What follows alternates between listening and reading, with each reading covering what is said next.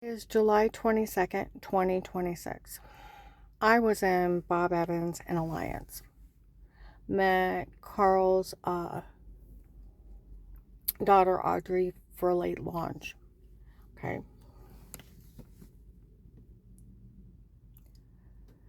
So people come in and sit behind us. So I start going over the right of privacy, that, how Nixon couldn't even bog an office. It's the Fourth Amendment. To that prostitute showing up June 26 of how they're stealing everything for me. It's my family doing all this to steal for me. She's a faker, and we're teaching her a lesson. So they're stealing for me. The drug dealers we hired to do this to her taped her in the shower washing herself. Photoshopped that in the other room to make her look weird with herself, making fun of her. Ha ha!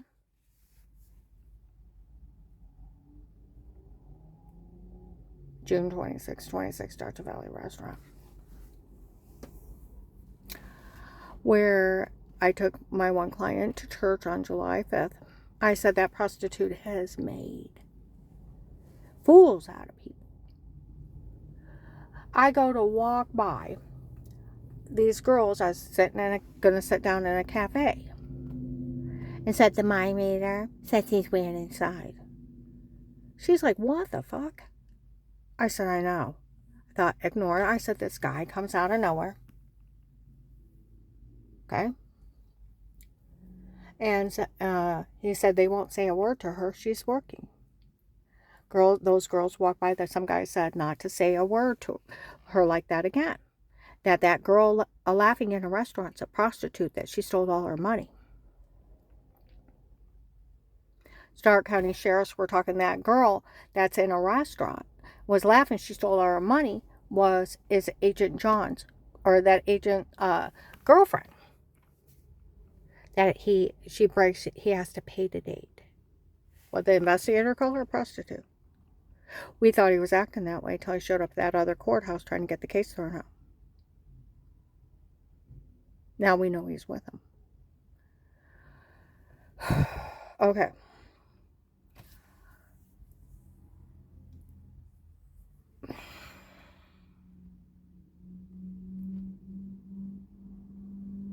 Well, she's the one that had told me she had seen the episode on the cartels and the drug of choices, hypnotic drugs, that they load up syringes, how they stick you, and walking by, and they wait a minute and they come back. That way you'll leave with them willingly, that you're sleepwalking. And then did a demonstration of a willing person to be drugged to show how much they could control you. How they told them to go in and empty all their money out of their bank and give it to them, and when it wore off they didn't remember anything. And that how they drugged a U.S. Marshal's kid twice. You don't know what happened to her. She moved out of this area for safety. My neighbor Mike, and how he didn't know how he got home, changed his shoes, what he'd ate, how he got money in his pocket. And then tried to tell me he was a New York cop and thought I was pretty. He's stoned out of his mind. Don't even remember talking to me. I could have told him to say or do anything.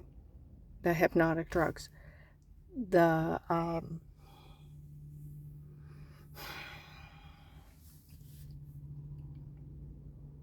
risk of using it, because you're chemically sleepwalking. You can eat, drink, cook, drive a car, have sex, and never remember anything. The mind-controlling drugs. They break in Faith Family Church, January to March of 19. They could control everyone. First, the case, they tried to say they were using sodium pentothal.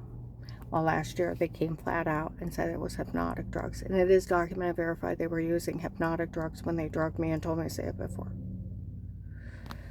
That was what, August 30th or 31st of 25?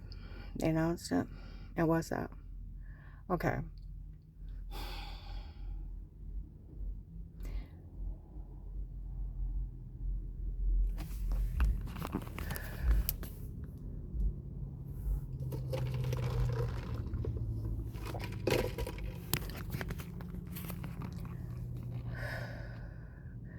Well, I talked to her about when I met with Mike DeWine's cousin. He wanted to know if our police were slow. He said everything's digital. You can take words out of sentences, other sentences, tape over, make it look like you said something you didn't. Put somebody's head on somebody else's body, scenery, background, clothing. You change anything. Nobody's allowed in your home but protected custody cases with statements in a court order. There's nothing else, and it's police and agencies only. And we all know those date rape drugs. You're sleepwalking under someone else's control. What's wrong with it? They should have arrested that agent the first day. Okay? And, we went over more stuff. Well, I had to go to the bathroom. And while I'm in there, there is some guy outside the bathroom talking to a lady. He said, I sat and listened to her. They're supposed to have a list of people that wanted money off this. They wanted money for being offended that strange called her a faker. You don't get money for that. And they have a list of people that want money out of this. He said they better get rid of that list. And everybody better say they don't want anything. She wrote the White House. Do you see all those people out there driving around?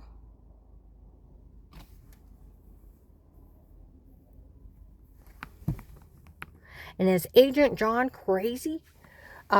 Dating one of that girl's family member that's trying to steal everything?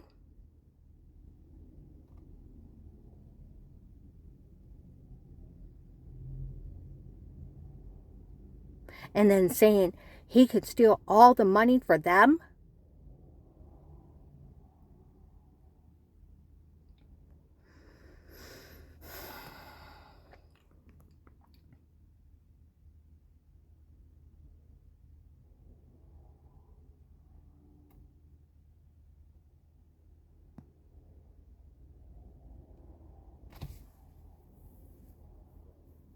He said, do you know how many people know what's happening here? Oh, they're live streaming it, honey. Will sold the login for $25 a pop. It's on the net since 18 live streaming it. He's the one that sold the government technology to the cartels, where it was on Google that M13 is now live streaming people in protected custody to be followed and harassed. My case was sold in 18 by that Will guy. So, I can go in different states. I can go in different towns. And because they're sending it where they were selling it online, now they're sending out emails. Just open them. People have announced that too.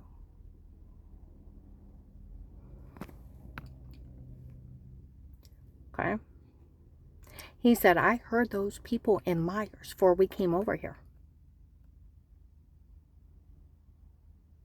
That they wouldn't say a word. They heard those people say that Melissa told those people to drug her and tell her to say those things so that she couldn't help John when she went for the kids.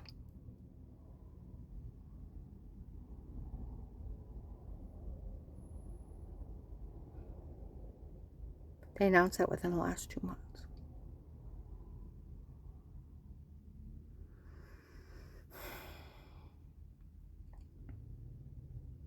Because she didn't want a person like her raising her kids. That they all heard those people say that Melissa had those drug dealers do that to her to make sure she got the kids. I know they announced it a couple months ago.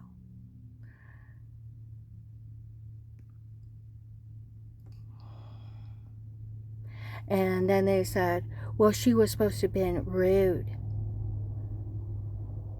So they want money. Where the lie of Katie. I hadn't talked to her in 7 years. I found the date of when they showed up this last year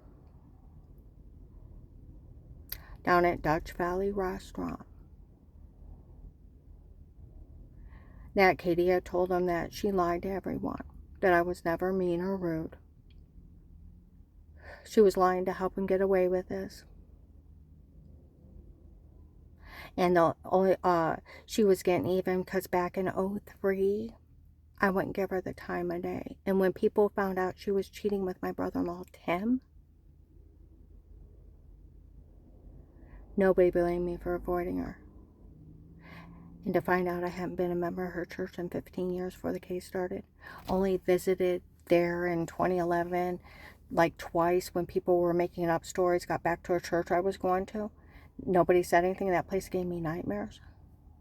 And then Dave quit his church after that. If she would have passed us in the mall, if she would have said hi, we would have went hi and just kept going. We have already avoided her like the plague since '03 because she cheated with my brother-in-law, Tim.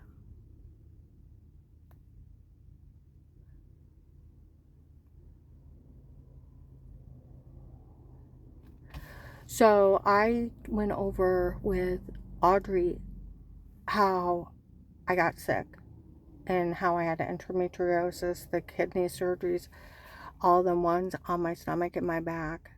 And then I went to a bunch of crackpots, how they almost killed me. The massive body swelling, seizures, heart attack, thyroid, adrenal gland shut down.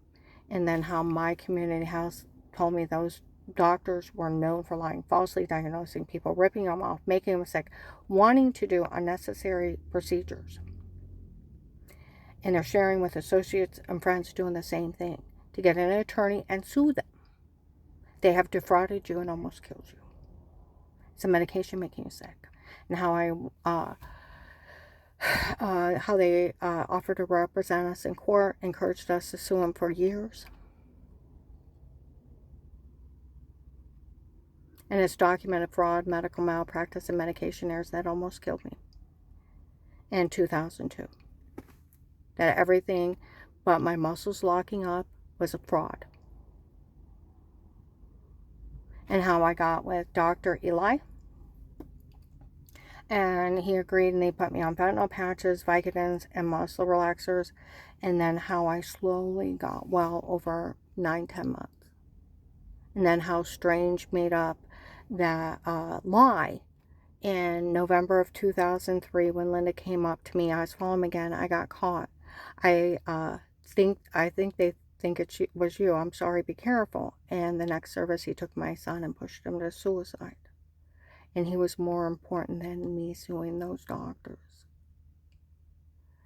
And I said, those people are so arrogant. They took that minister's baby lie, he made it up to cover up his son's adultery, had drug dealers. I said, here, that girl that cheated with my brother-in-law, that Strange made up that lie. It's her family member.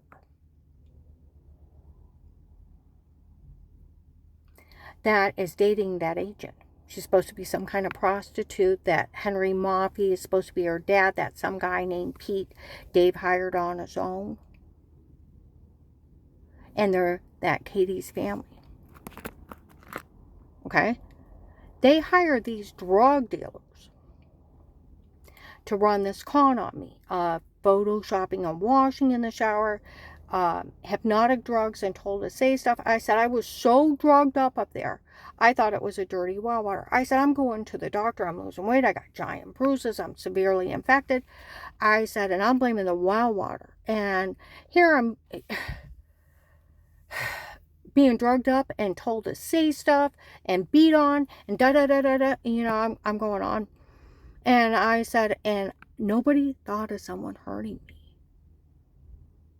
That's where it's bad. I had all the signs of being drugged, beaten, raped, and nobody thought of a rapist. See, that's where I was talking to her. She said, well, you wouldn't think of it. You would know, well, that does happen, but you would think the well water, a virus, something else is causing it. I said, I thought I had cancer. I thought I was dying. And the people that had me harmed were running this con. And then they thought they could walk into an FBI office, give a prostitute to an agent. So, Agent John, to get away with a crime in this area, you just have to go down Cherry Street, get a $50 prostitute, and take it to your office and you let them do crimes. It only costs a $50 prostitute.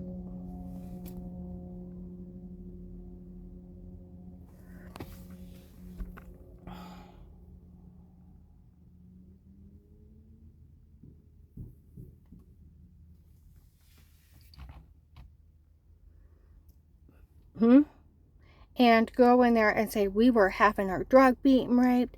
We are trying to kill her because our minister called her a faker 15 years ago. She's like, what the fuck? What the audacity?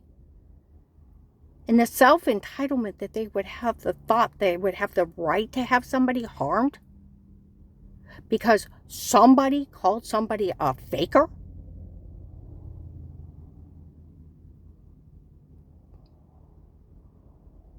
She said, you talk about self-absorbed people. I said, they're insane.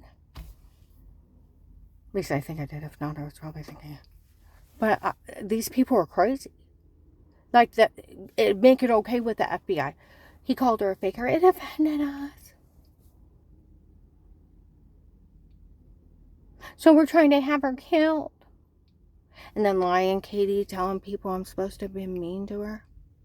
And I hadn't talked to her in over 7 years.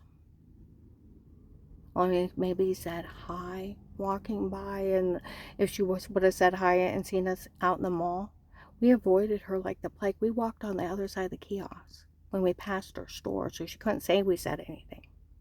And see, that's where she would. Now, she's been with Tim for decades. My sister Linda knows it's her own damn fault for staying with him. She won't leave him, okay?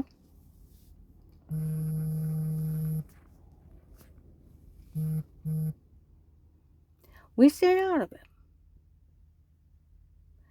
And in 2011, before Dave quit his church, it was getting down to Blaylocks that she was supposed to be dating Dave, and he's supposed to have left me, moved out of the house, and he's still living at home. Okay?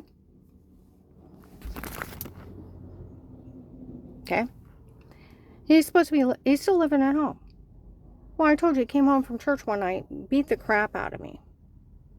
And Danny had just picked up the kids, and I was all bloody and everything, sexually assaulted me. And when I broke free, I got cleaned up and come back. Why? You learn to keep your filthy mouth shut. I said, Danny just left with the kids. What are you talking about? He looked like he's going to puke. Somebody lied to him, and he came home and beat me. And so he quit his church. We went to walk in Macy's in Belden. This is 2011. I said, Dave, are you cheating with that girl? He said, I'd rather kiss a cow's butt than that fat, ugly heifer. Well, I giggled at his mean joke. It's his mean joke. I said, Dave, are you cheating with that girl? Now, can she hear down the mall? No, there's nobody around us. He said, Karen, she's pathetic, making up stories for people's attention. Making up stories that a married man would leave his wife for her. She's nothing but pathetic. Now, would she know of that mean joke? He quit his church. Would she know anything that he told it and I dared giggle? In the back of Macy's when she wasn't even around? No, unless he told her he said that mean joke and I dared laugh. She wouldn't even know of it. Right? It was Dave's mean joke in 2011. We had nothing to do with those people. He had quit his church. Started going up to Pamers. Already hadn't been a part of that church in, 8 years? Had my own life, living it. Had no contact.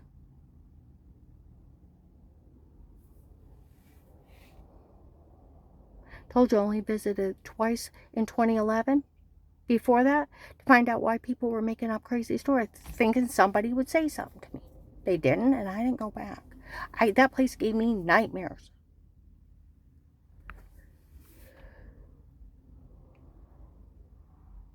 I had nothing to do with those people. No phone numbers, no addresses, no contacts, didn't go to church, had no association with them. Carl and I go out to Belden all the time. You can look over, you can see her in her store working. We don't go to the store, so we have no contact. Just like before, no contact.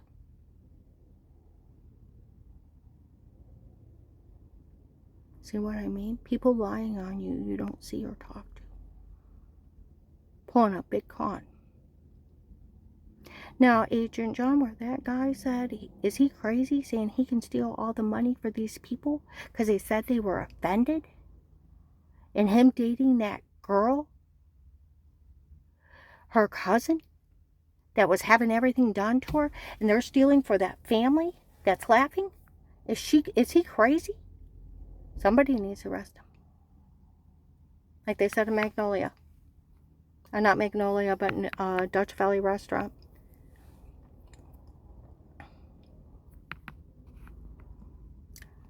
Someone needs to pick him up and arrest him for stealing all that money.